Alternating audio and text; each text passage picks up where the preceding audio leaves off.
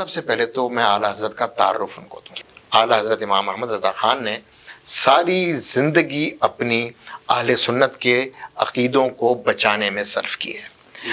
میری خواہش ہے، باقی اللہ پورا کرنے والا ہے، ایک ہی پرچم ہے امام اہل سنت کا جس کے نیچے پوری اہل سنت اکٹھی ہو سکتی ہے. اچھا، اس پوڈ کاسٹ کا آخری سوال یہ ہے کہ اب آپ کی منزل کیا ہے؟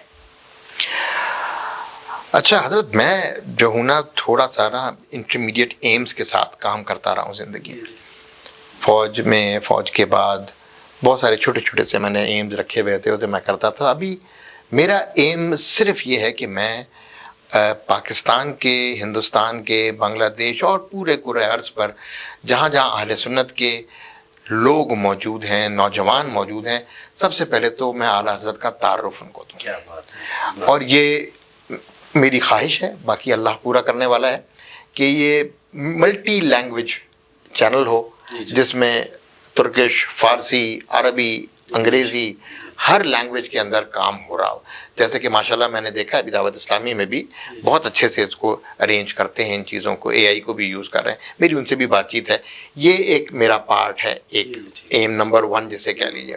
اور ایم نمبر 2 میری خواہش ہے کہ ایک ہی پرچم ہے امام اہل سنت کا جس کے نیچے پوری اہل سنت اکٹھی ہو سکتی ہے.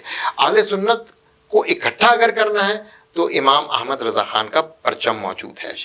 تو اس کے نیچے میری خواہش ہے کہ تمام اہل سنت کو، میری بہت چھوٹی سی میری شخصیت ہے، نہ میری علمی دینی علم کے حساب سے میری کوئی اتنی وسعت ہے، لیکن میری خواہش اور میری اسٹرگل ساری اب اسی لائن میں ہوگی. 2 لائن، ایک آپ بتائی نوجوانوں کو اعلیٰ حضرت کا انٹروڈکشن، اور دوسرا اہل سنت کو پوری کوشش کروں گا انشاءاللہ العزیز کے اکٹھا کروں اعلیٰ حضرت کے پرچم کے نیچے. اعلیٰ حضرت کا نام اسی لیے لے رہا ہوں کہ امام اہل سنت اعلیٰ حضرت امام احمد رضا خان نے ساری زندگی اپنی اہل سنت کے عقیدوں کو بچانے میں صرف کی ہے.